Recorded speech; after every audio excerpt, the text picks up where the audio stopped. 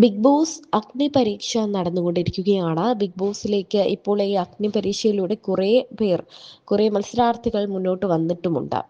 Big boss അഗ്നി പരീക്ഷയിൽ അഖിൽ മാരാർ, രഞ്ജിനി ഹരിദാസ്, റിയാസ് തുടങ്ങിയവരൊക്കെയാണ് ജഡ്ജിമാരായിട്ട് എത്തിയിരിക്കുന്നത്.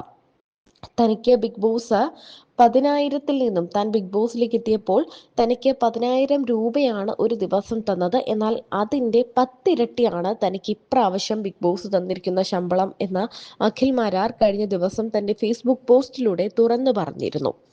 1,00,000 രൂപയോളമാണ് ഒരു ദിവസം താൻ പേയ്മെന്റായി വാങ്ങുന്നത് എന്നായിരുന്നു അഖിൽ മാരാർ തുറന്നു പറഞ്ഞത്.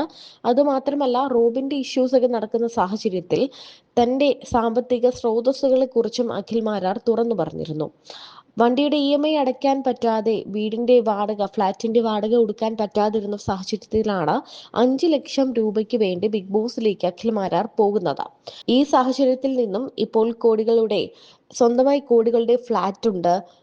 റിയൽ എസ്റ്റേറ്റ് 36 കോടിയുടെ റിയൽ എസ്റ്റേറ്റ് ബിസിനസ് നടന്നു.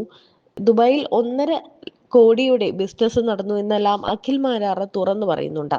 തൻ്റെ ഒരു ബർത്ത്ഡേ വീഡിയോ പോലും 35-ാം വയസ്സിലെ തൻ്റെ ബർത്ത്ഡേ വീഡിയോ അഖിൽ മാരാർ വിറ്റത് 5 ലക്ഷം രൂപയ്ക്കാണെന്നും അഖിൽ മാരാർ തുറന്നു പറയുന്നുണ്ട്. അതേസമയം ബിഗ് ബോസ് അഗ്നി പരീക്ഷയിൽ ഭാഗ്യലക്ഷ്മിയെ മിസ് ചെയ്യുന്നുവെന്ന് ആരാധകർ പറയുന്നുണ്ട്. ഭാഗ്യലക്ഷ്മി നല്ലൊരു ജഡ്ജാണെന്നും ഈ കണ്ടസ്റ്റൻസിനെ എല്ലാം പറപ്പിക്കാൻ ഭാഗ്യലക്ഷ്മിക്ക് സാധിച്ചേറിയെന്നും പറയുന്നുണ്ട്. അതേസമയം രഞ്ജിനി ഹരിദാസ് പല മത്സരാർത്ഥികളോടും സംസാരിക്കുന്നതിന്റെ നല്ല അടിപൊളി വീഡിയോ ദൃശ്യങ്ങളൊക്കെ പുറത്തു വന്നിരുന്നു. ബിഗ് ബോസ് മലയാളം 8ാം സീസൺ എത്തുമ്പോൾ മലയാളികൾക്ക് ഏറെ സന്തോഷം വരുന്ന മറ്റൊരു വാർത്ത കൂടിയാണ് എത്തുന്നത്. നടി പ്രിയങ്ക ബിഗ് ബോസിലേക്ക് എത്തുകയാണ്. പ്രിയങ്കയുടെ റവന്യൂ ആണ് ഇപ്പോൾ ശരിക്കും പറഞ്ഞാൽ വലിയ ചർച്ചയായി മാറിക്കൊണ്ടിരിക്കുന്നത്. ബിഗ് ബോസിലേക്ക് പ്രിയങ്ക എത്താൻ കാരണം മറ്റൊന്നുമല്ല എന്ന് നമുക്കറിയാം. അമ്മ സംഘടനയുമായി നടന്ന ഇഷ്യൂസും ആ പ്രശ്നങ്ങളും ചർച്ചകളും അപ്പോൾ പ്രിയങ്ക സോഷ്യൽ മീഡിയയിലും ഇന്റർവ്യൂകളിലും എല്ലാം നിറഞ്ഞു നിൽക്കുന്ന ഒരു സാഹചര്യമാണ് നമ്മൾ കണ്ടത്.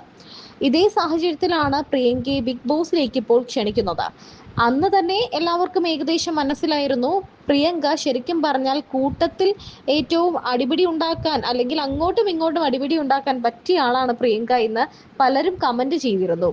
കാരണം ആദ്യമൊക്കെ ശ്വേതയ്ക്കെതിരായി നിന്ന പ്രിയങ്ക ഒറ്റയടിക്കാണ് ശ്വേത പ്രസിഡന്റ് ആയപ്പോൾ ശ്വേതയെ പിന്തുണയ്ക്കുന്നത് കണ്ടത്. അതുമാത്രമല്ല, അമ്മ അസോസിയേഷനും അൻസിബയും തമ്മിലുള്ള, അമ്മ അസോസിയേഷൻ എന്ന് പറയുമ്പോൾ ശ്വേത മേനോനും അൻസിബയും തമ്മിലുള്ള ഈ വലിയ പ്രശ്നം നടക്കുമ്പോൾ ആദ്യം പ്രിയങ്ക അൻസിബയുടെ സൈഡാണ് നിന്നത്. എന്നാൽ പിന്നീടാണ് അത് മാറി ശ്വേത മേനോന്റെ പക്ഷം പിടിച്ചത്. ഇതൊക്കെ എന്താണെങ്കിലും ബിഗ് ബോസിൽ വരുമ്പോൾ വലിയ ചർച്ചയാകും. മാത്രമല്ല, പ്രിയങ്കയുടെ ഭൂതകാലവും അത്ര നല്ലതൊന്നുമല്ല എന്നാണ് ആരാധകർ പറയുന്നത്. എന്നാൽ പ്രിയങ്കയുടെ ദിവസ വേതനം തന്നെ 1 ലക്ഷമാണെന്നാണ് അറിയാൻ സാധിക്കുന്നത്.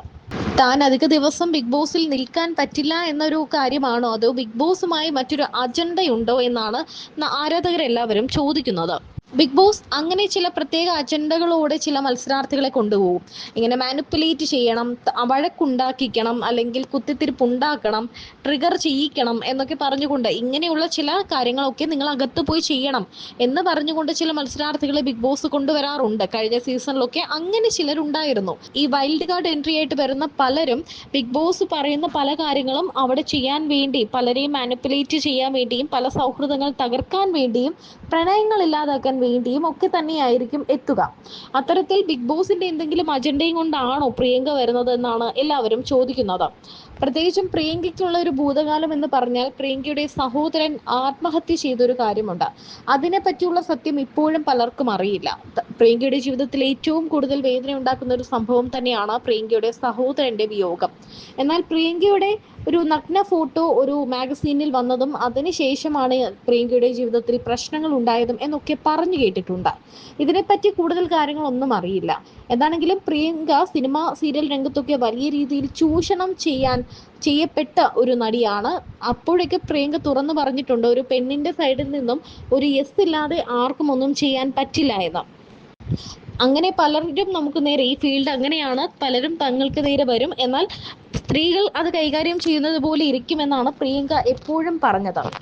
അത്തരത്തിൽ തൻ്റെ അനുഭവങ്ങൾ, സിനിമ സീരിയൽ ഫീൽഡിൽ പ്രിയങ്കയ്ക്കുള്ള അനുഭവങ്ങളും സത്യത്തിൽ ഈ ബിഗ് ബോസിലേക്ക് വരുമ്പോൾ ചർച്ചയാകും. അതുമാത്രമല്ല, ബിഗ് ബോസിൽ പല പ്രശ്നങ്ങളും ഉണ്ടാക്കാൻ പറ്റുന്ന ഒരാൾ കൂടിയാണ് പ്രിയങ്ക എന്നതാണ് സത്യം. ബിഗ് ബോസ് പ്രിയങ്ക അതൊക്കെ മുന്നിൽ കണ്ട് തന്നെയായിരിക്കും കളത്തിൽ ഇറക്കുന്നതും.